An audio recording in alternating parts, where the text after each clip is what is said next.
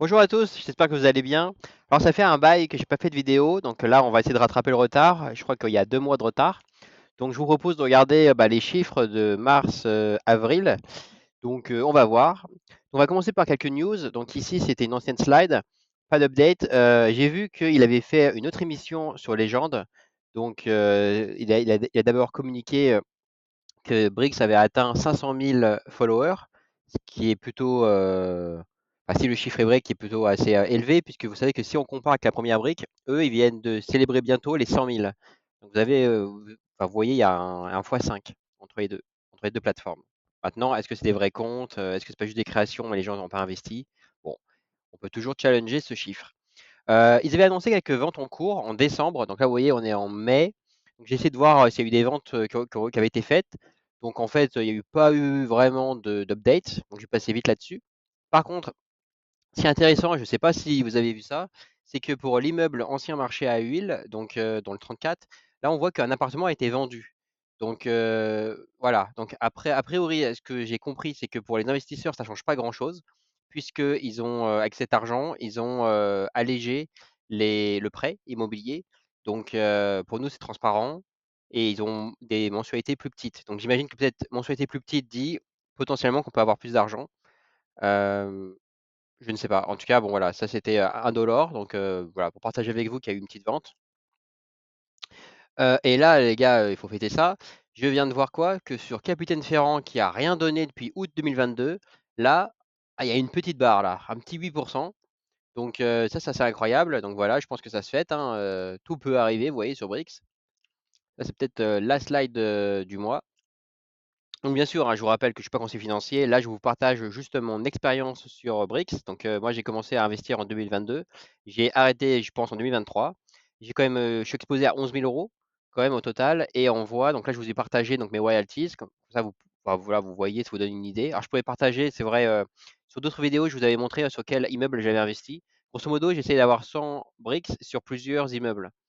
Donc voilà, donc 11 000 euros. Au total, j'en ai quasiment 11.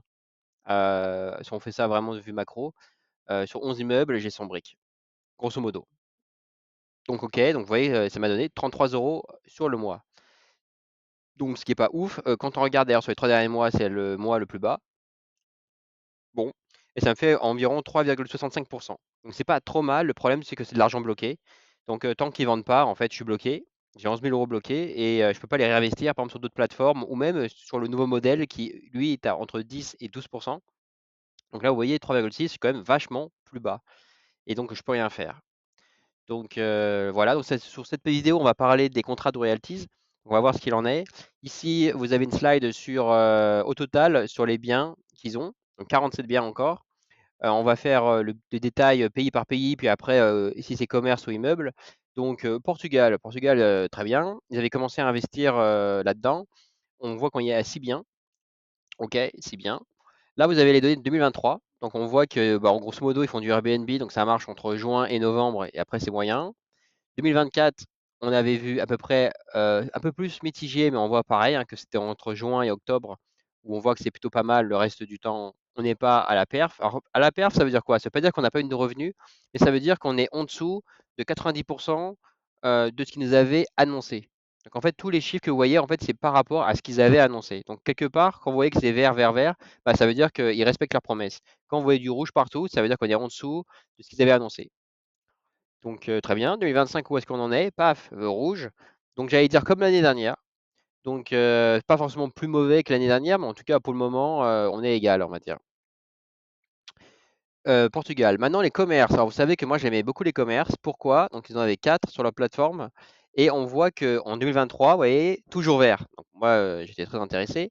Parce que souvent c'est des bails sur 3 ans, 6 ans, 9 ans. Donc en fait c'est hyper stable, quoi. Donc 2023, ça marchait super bien. 2024, les problèmes ont commencé à arriver parce qu'en fait, ils n'arrivaient pas à louer un local, Chaptal, à Montpellier. Et en 2025, on voit que c'est toujours pareil. Donc là, oui, c'est le problème. Moi, j'avais mis bon, voilà, 100 briques dessus. 100 briques égale 1000 euros. Donc j'ai 1000 euros qui ne travaillent pas du tout. Pendant quasiment, là, ça va faire 1 an et demi. Et je suis sûr que, bon, on verra, hein, mais voilà, les années passent, le temps passe. Et 2 ans, vous avez 1000 euros bloqués et ils ne vous donnent pas d'argent. C'est quand même hyper dommage. Donc voilà, bon, c'est la vie, hein.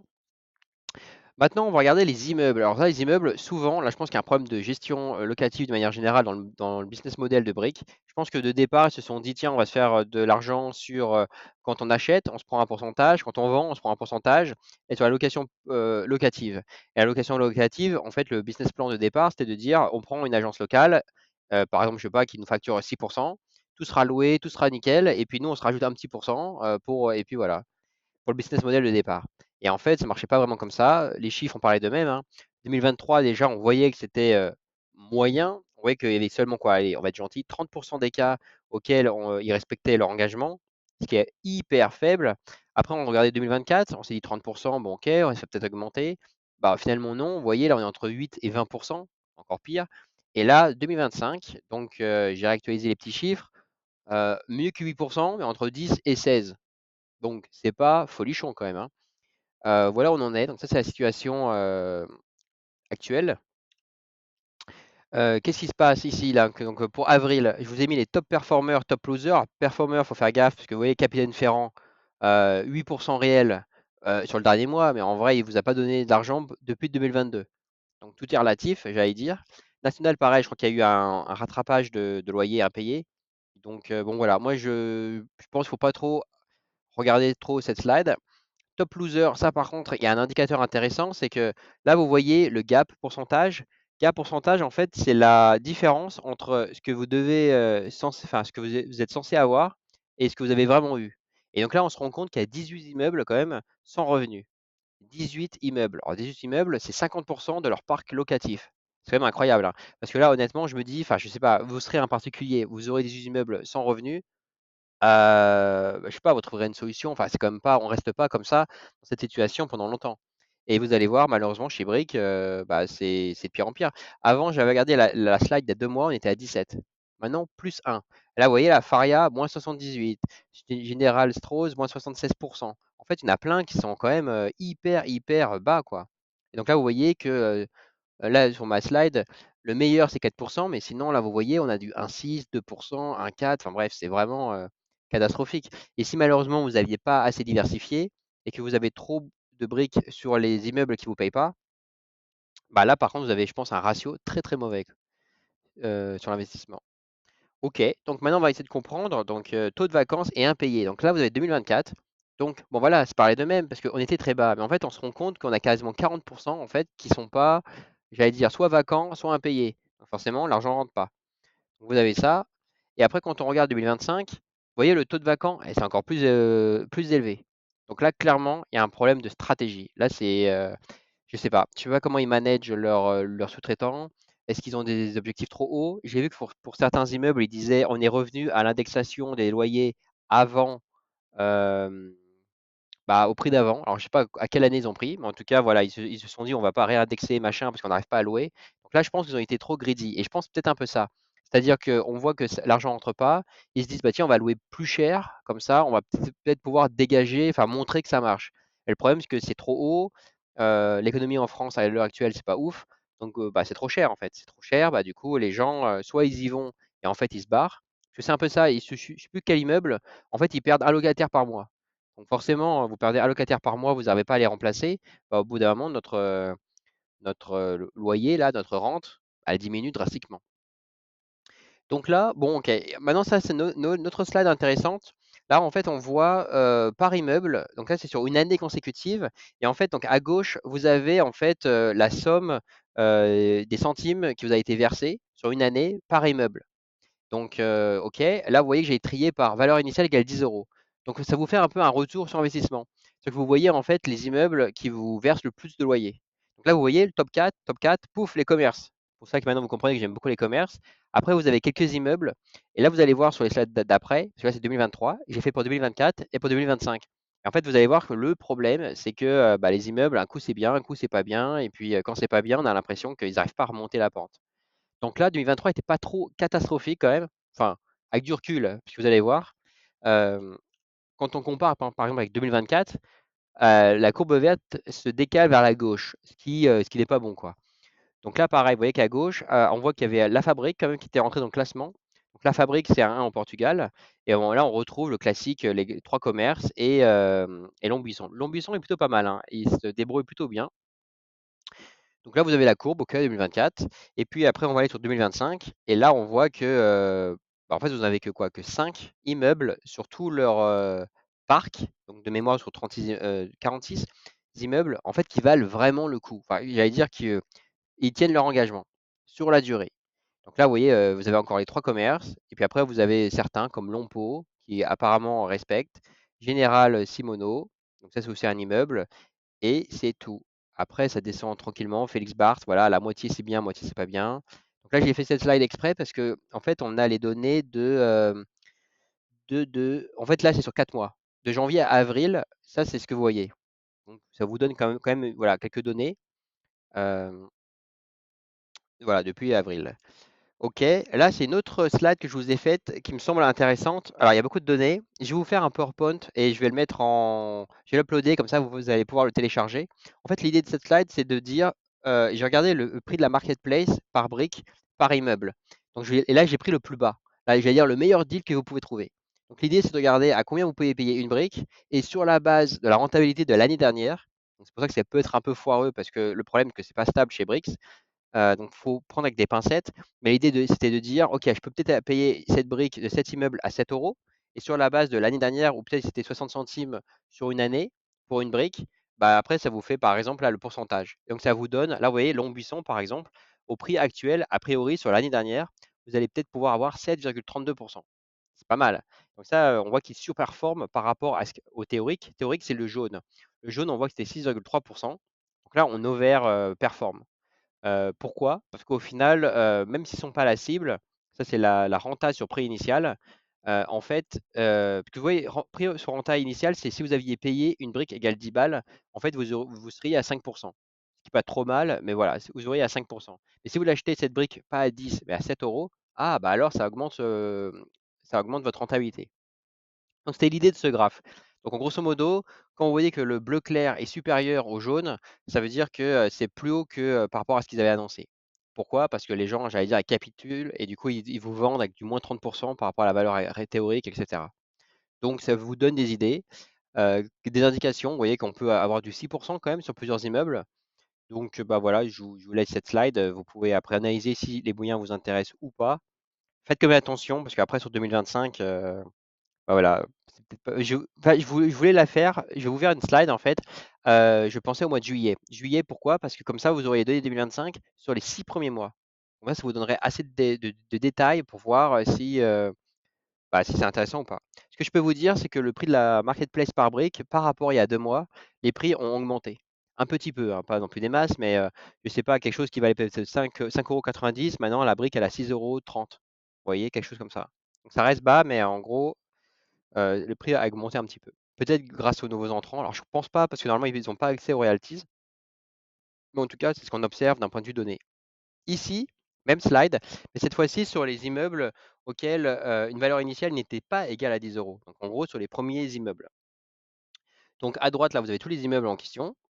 Et donc là vous voyez que ça c'est en 2023, on avait quand même pas mal de verts intéressants. Après vous voyez qu'en 2024, ça se décale beaucoup. Et en fait, ce que je voulais vous montrer, ce que vous voyez à gauche, c'est la somme des euros par exemple, on reprend. Si je prends Maducuré, Maducuré en 2023, si vous aviez investi dessus, vous auriez eu 2,04 € au bout d'un an sur une brique que vous aurez achetée. Si je regarde 2023 maintenant, on voit que c'est celui qui vous paye le plus, 2,03 €. Vous voyez, en fait, vous perdez un petit peu. Et là, en 2025, alors c'est que sur 4 mois, bah, vous voyez qu'il est encore premier, 70 centimes. Donc voilà, donc c'est pas, ouais. Voilà, mais vous voyez que les autres, vous avez beaucoup perdu, quoi. Et en fait, c'est ça le problème, c'est qu'on a l'impression qu'on peut pas anticiper, quoi. Ancien marché à huile, pendant très longtemps, il était plutôt bon. Et d'un coup, paf, et là, il n'arrive pas à se relever. Donc, c'est un peu inquiétant. Donc, je vous ai fait pareil par rapport au prix de la brique. Là, vous voyez, c'est quand même beaucoup moins intéressant. Là, vous êtes plutôt autour de 4%. Et là, le meilleur, c'est peut-être Maducuré, vous êtes 4,8 et vous êtes supérieur aux attentes initiales. Hem, et encore, vous voyez 4,8 quand on compare par rapport à la première slide, vous rappelez entre 6%, 7%, en fait, c'est peut-être pas intéressant. De manière générale, je pense que les prix royalties, c'est moyen en fait. ce contrat. Vous n'allez pas gagner beaucoup. Alors après, si vous avez de la chance, peut-être, c'est vous achetez à la moins 40%, vous gagnez 5-6%, et le jour de la revente, vous allez vous faire peut-être plus 20%, parce que vous aurez acheté le prix de la brique super bas. Le problème, c'est que ça va dépendre vraiment du prix de vente. Et à l'heure actuelle, le prix immobilier, c'est plutôt, ça stagne, ça baisse un petit peu peut-être, ça augmente un petit peu, mais grosso modo, les prix, que j'allais dire Brix a acheté ses immeubles en 2022, la plupart du temps. Et en fait, on était plutôt dans une bulle haute. Donc, ils ont acheté un peu au top, peut-être mal acheté, je pense. Euh, c'est un manque d'expertise. Et au final, voilà, on a acheté trop cher. Là, si on revend, et d'ailleurs, il l'avait dit dans la vidéo, c'est qu'on lui propose des immeubles, OK, ils sont OK pour acheter les immeubles, mais à moins 30%. Donc, vous voyez, moins 30%, en fait, ça veut dire qu'on est quasiment au prix actuel de la marketplace. Donc c'est pour ça qu'il le fait pas, parce que je pense que sinon ça va gueuler, parce que les gens comme moi, par exemple, où on se dit, tiens, j'ai mis 1 000 euros, j'attends tranquillement la revente pour faire peut-être plus ou moins à l'équilibre. Si demain on me dit, tiens, on a revendu l'immeuble, en fait, c'est pas 1 000 euros qu'on te donne, c'est 700 euros, bah, j'aurais perdu 300 euros sur 2 ans, quoi. Donc si ça, sur un immeuble, ça peut être marrant, mais si on vous le fait là sur 11 000 euros, tout de suite, vous perdez 4 000, quoi, 4 000 euros, comme ça, la poum. Donc, euh, donc bon, je pense assez touchy. Je pense que pour lui, d'ailleurs, c'est une épine dans le pied. Il s'était excusé dans un live. Je ne sais pas si vous avez accès ou s'ils l'ont publié cette vidéo. C'est sur YouTube pour les actionnaires. Vous avez en fait il avait publié une vidéo et voilà, le live il fait 1 heure et il s'est excusé en disant je pensais vraiment que ça allait marcher, mais effectivement, enfin voilà, il dit d'ailleurs qu'il reçoit tout le temps dans le customer service des immeubles, des emails de notre part et, euh, et voilà. Donc on verra bien ce qu'il en est. Je connais pas trop sa stratégie parce que je me dis comme maintenant Brix, grâce aux nouveaux contrats, les nouveaux contrats là, qui est en obligation, enfin, ils doivent quand même générer pas mal de sous. Alors je sais pas si la stratégie c'est peut-être se dire ok peut-être qu'ils peuvent racheter les immeubles au prix d'achat par exemple. Comme ça eux ils les gardent et c'est vraiment au nom de Brix. Et ils remboursent les investisseurs un par un. Enfin vous voyez ce que je veux dire? C'est-à-dire que par exemple nous on perd rien comme ça. Et puis après lui, voilà, c'est au niveau de l'entreprise et après le jour où il veut les garder, il les garde et puis le jour où il veut les vendre, il les vend et voilà, mais ça nous concerne après plus que l'entreprise et plus les investisseurs. Moi, je pense que c'est sûrement le meilleur plan à faire, à terme pour j'allais dire diminuer au moins les complaints. Heu, voilà, moi j'aurais fait un truc comme ça, mais bon peut-être que, voilà, il doit se dire, «Non, c'est pas dans le contrat, ça vous vous débrouillez maintenant». Mais en tout cas, moi, c'est pour ça que vous allez voir, je vais vous refaire une vidéo, je pense, la semaine prochaine sur la première brique. Parce que, au contraire, la première brique, je trouve que ça marche très bien. Enfin, au moins, j'ai peut-être de la chance, mais je vais vous montrer les chiffres du mois d'avril et les chiffres du mois de mai, plutôt satisfaisants. D'ailleurs, je gagne beaucoup plus que par rapport à brique. Mais je vais vous montrer tout ça. Donc voilà pour cette vidéo, j'espère que ça vous plaît. Il y a bientôt déjà les chiffres pour le mois de mai, pour les loyers sur Brix dans une semaine. Donc je vais essayer de ne pas être en retard. Euh, voilà, je vous souhaite une bonne journée et puis à très bientôt.